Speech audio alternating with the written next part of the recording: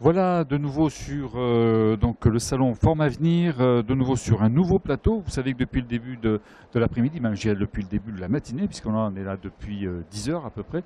On avait essayé de démarrer un peu plus tôt, mais on n'y est pas arrivé. Donc depuis 14 heures et puis jusqu'à à peu près 16 heures, un peu plus d'ailleurs, 16h15, 16h30, hein, avec donc deux autres plateaux. Le but étant de vous fournir le maximum d'informations et puis de traiter de certains thèmes qui vont, je pense, vous intéresser. N'oubliez pas, si vous le souhaitez, vous pouvez venir encore au Salon Forme Avenir, ici au Parc des Expositions, dès demain, hein. L'ouverture c'est 9 heures et puis vous avez toute la journée. Et puis, étant donné que le temps n'est pas spécialement beau, eh bien écoutez, c'est un bon endroit, il y fait chaud et vous aurez certainement des intervenants intéressants et des réponses à vos questions. Alors on va enchaîner avec notre thème actuel, c'est-à-dire la rencontre avec des professionnels des secteurs qui recrutent. C'est alléchant comme titre, hein. On va voir maintenant dans la réalité des choses. On sera un peu limité parce que forcément le secteur qui recrute c'est assez large. On va parler essentiellement du tertiaire et on va voir ça avec nos invités. Alors avant de vous les présenter, nous avons donc notre élève animateur radio Clément, bonjour. Bonjour. Alors le rôle pour jeudi surtout pour nos invités, parce que je pense que si vous nous regardez depuis le début de l'après-midi, vous savez exactement donc que nous avons l'habitude de faire parler un chroniqueur qui a pour but de nous interroger un peu, de nous secouer, de nous donner des idées. Hein, en tout cas, pour répondre de manière plus pertinente. Alors Clément, c'est à vous. Hein. Alors le chômage augmente d'année en année dans notre beau pays qui est la France, mais tout le monde nous dit qu'il y a des métiers qui recrutent. Alors j'ai fait le tour de tous ces métiers, enfin de quelques métiers, et je suis tombé sur aide-soignant en gérontologie à domicile. En gros, c'est s'occuper des anciens pour être poli. Hein. Déjà, c'est un métier très peu reconnu. Il faut faire autant d'heures de route que de travail. Et il faut espérer faire copain-copine avec mamie qui est seule et riche pour qu'elle nous mette quand même sur son testament. Ce serait bien. Moi, je trouve ça cool hein, quand même. Mais après, c'est pas le plus intéressant. Passons à autre chose. Tout le monde voit les pubs qui passent à la télé avec l'armée de terre qui recrute, l'armée de mer qui recrute, l'armée de l'air qui recrute. Avec ce qui se passe en ce moment, je comprends bien hein, qu'ils doivent recruter. Après, tenir une arme, porter un sac à dos aussi lourd que son poids, ne pas avoir le vertige, il faut sauter en parachute, le mal de mer sur un porte-avions, se balader dans des pays en guerre, être sportif, avoir un mental d'acier, etc., etc. Tellement de points qui ne me correspondent pas et je pense que c'est un métier plus de passion qu'un métier de défaut, qu'on fait par défaut. Et un dernier point, en agence d'intérim, on nous propose souvent des métiers comme agent d'entretien pendant la nuit ou travailler à la chaîne dans des entreprises d'agroalimentaire le plus souvent. Alors ça a l'air cool hein, sur le papier, surtout agent d'entretien, parce qu'on fait pas, à mon avis, on fait pas beaucoup de travail, et ça permet aussi de gagner un peu d'argent. Mais après, c'est pas non plus le métier du siècle, surtout quand on a bac+3. Alors j'ai une question qui trotte dans ma tête. Vos offres d'emploi sont-elles vraiment faites pour nous? Oui, effectivement, hein, on a bien fait de vous faire venir. Hein. On avait dit que ça allait gratter un peu. Alors, on va essayer de répondre. Hein. Moi, j'ai entendu certaines choses hein, que vous avez pu dire, hein, et puis on va essayer de voir si on a des réponses. Alors, on va peut-être commencer par faire la présentation des gens qui sont ici autour de cette table. On va commencer par les dames. Donc, Marie Debenz, bonjour. Bonjour. Donc, vous représentez la GEFOS. Vous êtes conseillère grand compte, c'est ça ? Oui, je suis responsable des branches professionnelles, donc je m'occupe de toutes les branches professionnelles, donc des entreprises qui recrutent et des observatoires. Donc j'observe pour justement essayer de construire des projets pour répondre aux besoins de recrutement. Et j'ai une casquette où j'accompagne au niveau national une branche en particulier qui est la branche du commerce de détail des fruits et légumes, dont je laisserai David Bazergue présenter. Voilà. La liaison elle est toute faite. Donc David Bazergue, vous êtes coordinateur formation sur la branche donc du commerce, c'est bien ça? Oui, tout à fait. Donc plus précisément, on parle du commerce alimentaire. Donc le commerce alimentaire, c'est environ 50 000 entreprises en France qui sont réparties sur 5 grands métiers. Le métier d'épicier, le métier de primeur, le métier de spécialiste bio, le métier de caviste et enfin le métier de crémier fromager. Bon, donc on verra un peu la situation justement de ces métiers, on verra s'ils recrutent ou pas. Et puis donc Louis Grave, bonjour. Bonjour. Vous êtes donc de Formasup Montauban. C'est ça. Alors en un mot, donc c'est un établissement qui fait les formations. Formasup Montauban, c'est un établissement qui existe depuis 1936 et qui est spécialisé dans les technologies de l'information et de la communication, aussi bien les technologies web, administration, développement réseau, que les technologies de la vente et du marketing ou la gestion et l'administration. Voilà, donc là on est plutôt sur de l'autre technologie, on va dire, en tout cas, ça. Voilà, et des métiers qui sont effectivement réputés, en tout cas des métiers d'avenir. On verra ce qu'il en est. Alors pour démarrer, moi je vous propose de suivre ce que Clément nous a dit tout à l'heure. Hein. Bon, il a parlé, enfin on a cru comprendre que les secteurs qui recrutent, grosso modo, c'était des secteurs où on ne souhaitait pas forcément se rendre, en tout cas. Hein. Bon, pour l'armée, je pense que personne ne peut répondre. Tout à l'heure, j'avais un capitaine, mais bon, il n'est plus là. Par contre, pour les autres secteurs, alors est-ce que c'est une réalité? Est-ce que c'est finalement les secteurs qui recrutent sont des secteurs où finalement qui sont peu attractifs ou tout simplement où le travail est difficile? Non, alors là, il va y avoir plusieurs réponses, parce que je ne veux pas répondre oui ou non à votre question. C'est vrai que par rapport à la chronique de Clément, je mesurais mes propos.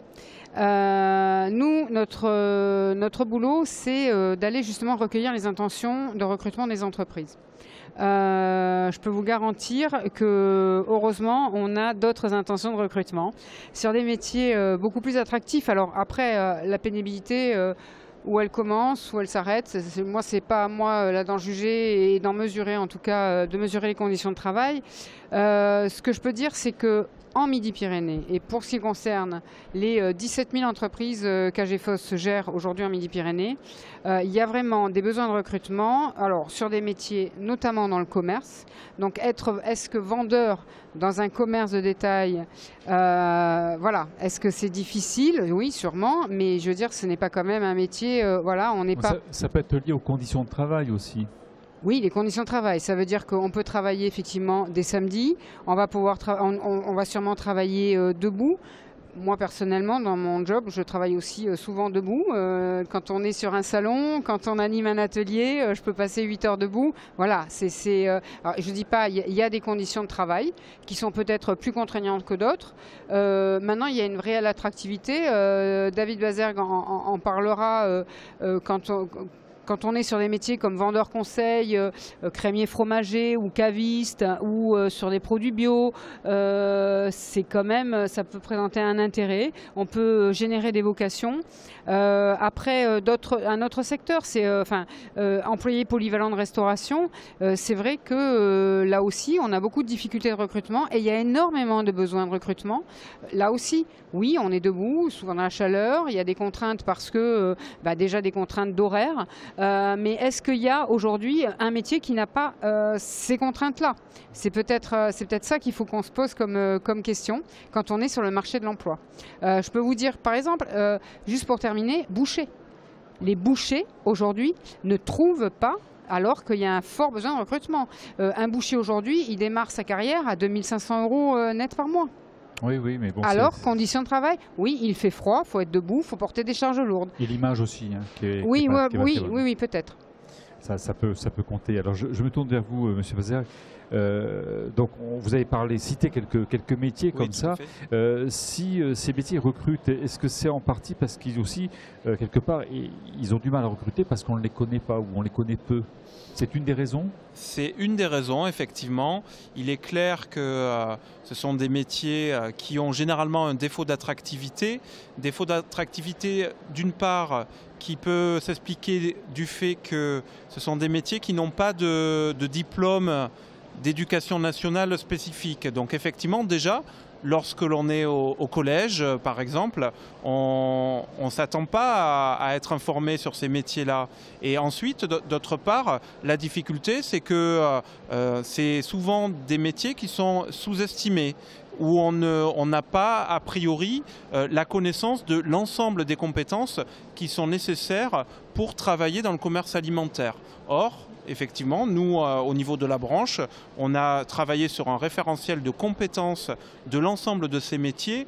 Et c'est des métiers où il y a un besoin de formation qui est indispensable. Parce que dans le cadre des nouvelles habitudes de consommation, eh bien, le consommateur maintenant a besoin de sécurité, il a besoin d'être informé sur l'origine des produits, il a besoin de savoir ce qu'il va consommer. Et qui mieux qu'un commerçant alimentaire, un commerçant de proximité, peut engager une confiance justement avec le consommateur pour le sécuriser justement sur ces pratiques de la filière. Est-ce que c'est pas un peu contradictoire? Parce qu'on sait que les commerces de proximité sont a priori plutôt en réduction, en tout cas qu'il y en a de moins en moins. Et vous nous dites qu'il y a de l'embauche sur en tout cas les emplois dans ce secteur. Alors en fait, il y a une dizaine d'années, effectivement, le commerce de proximité perdait des emplacements.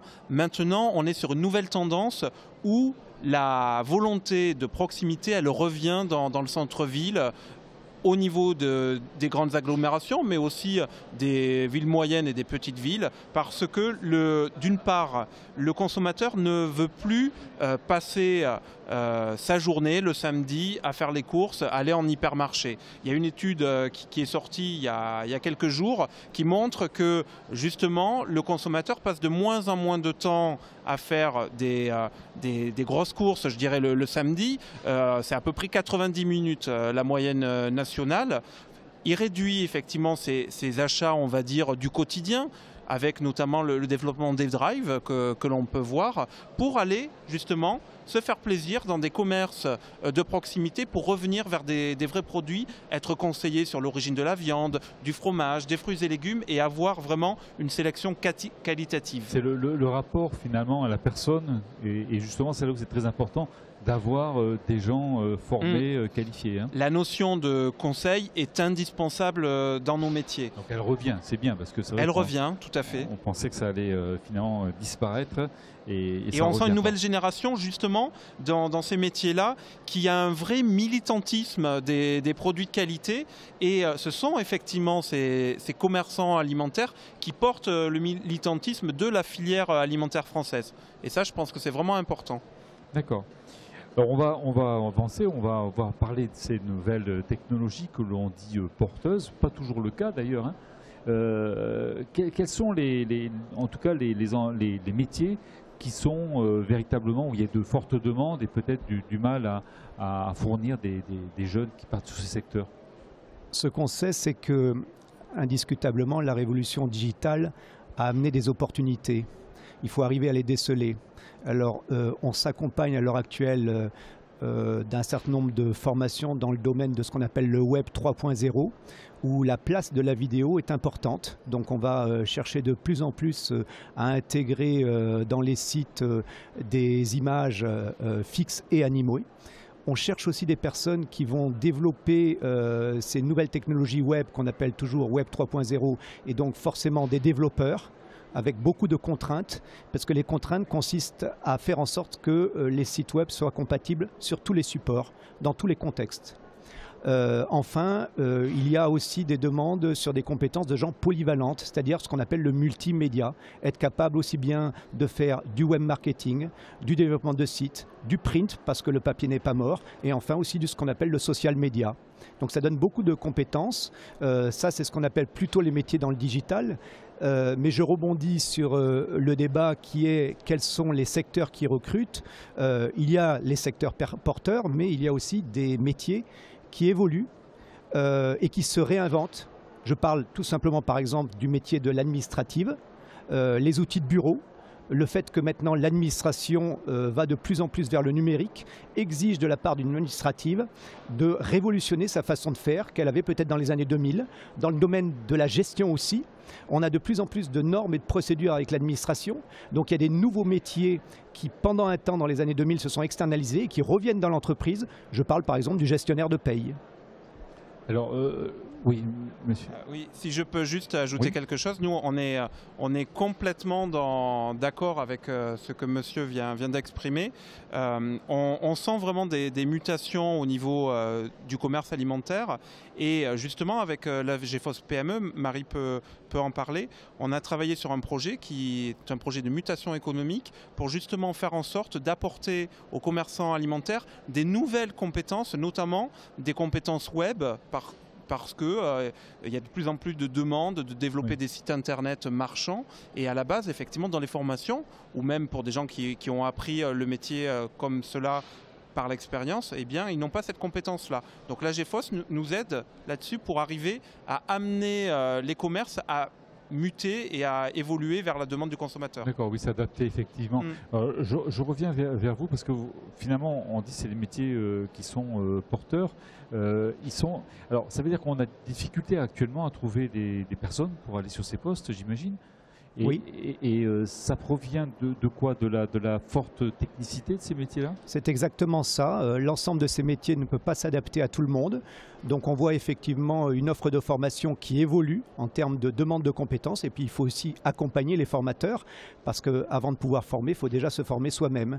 La vitesse est extrêmement rapide dans ce domaine-là.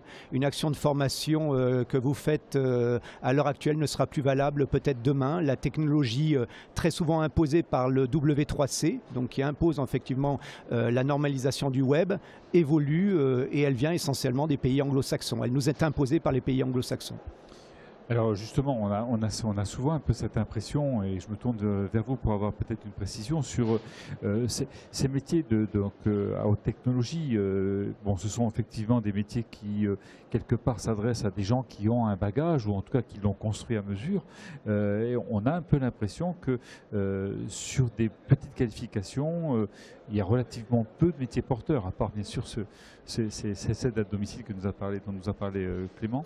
Non, je ne crois pas, parce que c'est vrai que là, monsieur parle effectivement de métiers à haute qualification, mais quand monsieur Bazergue parle d'un secteur qui est en pleine mutation technologique, comme le commerce de proximité, je pense que sans aller sur des hautes qualifications, on peut accompagner par exemple les salariés de ces commerces à se former et à développer des compétences, par exemple en matière de e-commerce.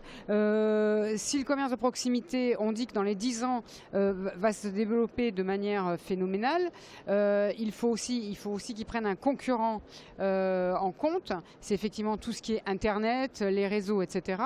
Donc je crois qu'on n'a pas besoin d'être hautement qualifié pour déjà accompagner un dirigeant pour dire quelle stratégie je peux avoir en e-commerce, comment je peux vendre mes produits par ce biais-là, comment je peux aussi former mes salariés, parce que mes salariés, leurs compétences ne sont pas obsolètes. Par contre, et c'est vrai que la dernière réforme le prouve, je pense qu'il faut vraiment aujourd'hui se former tout au long de la vie.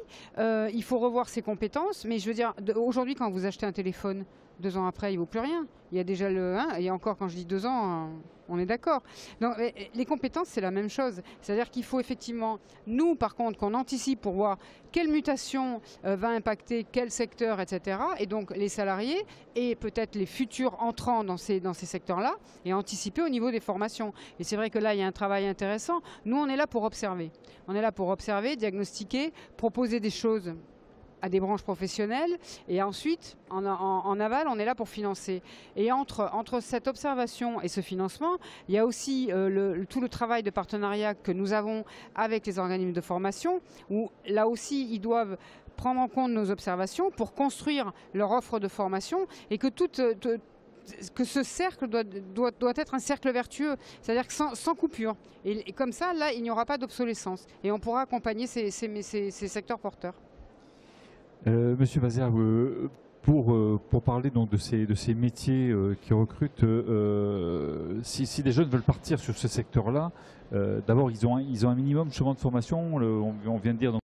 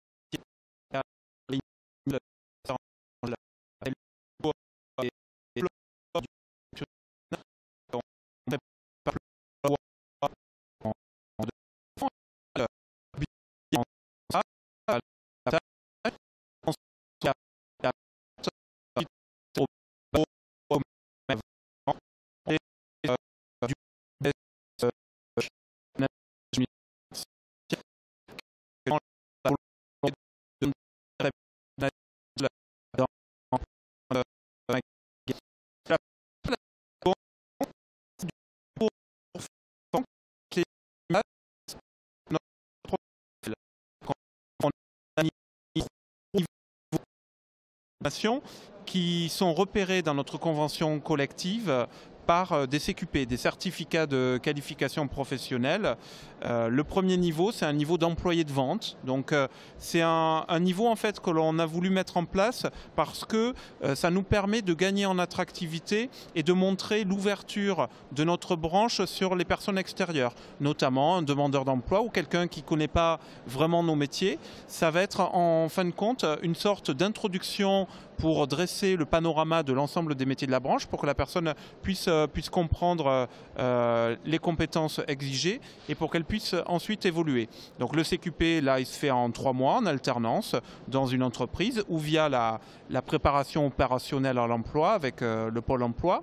Le deuxième niveau, c'est un peu le niveau de compétences socle de notre branche, c'est le niveau de vendeur conseil. Vous parliez tout à l'heure de qualification. La qualification chez nous, elle est primordiale parce que l'on a besoin d'avoir des collaborateurs, des vendeurs conseils qui ont cette compétence pour pouvoir apporter aux consommateurs les renseignements qui sont indispensables sur la qualité de nos produits.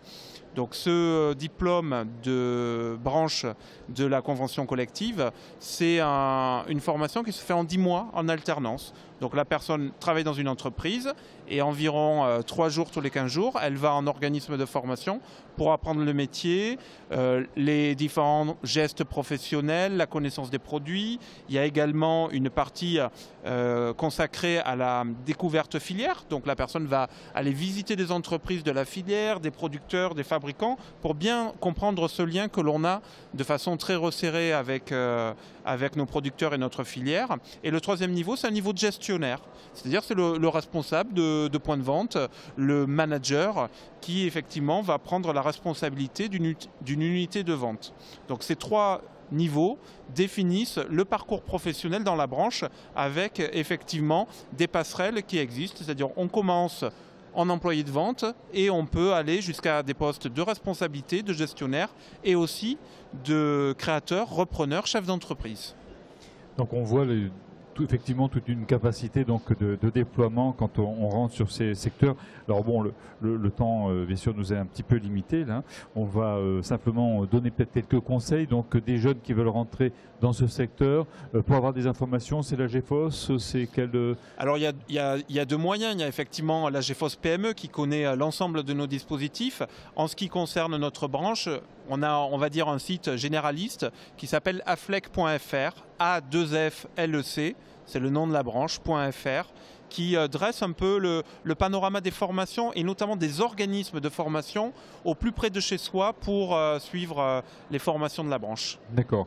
Et puis donc, monsieur... Marie, je crois. Oui. Moi, j'inviterais effectivement les demandeurs d'emploi d'aller sur le site mypoe.com où là, il y a tous les CV, toute l'offre de formation où on peut déposer les CV et toute l'offre de formation qui se fait en POE collective, préparation opérationnelle à l'emploi. Donc, qui sont des formations qu'on finance à partir du moment où on est inscrit à comme demandeur d'emploi.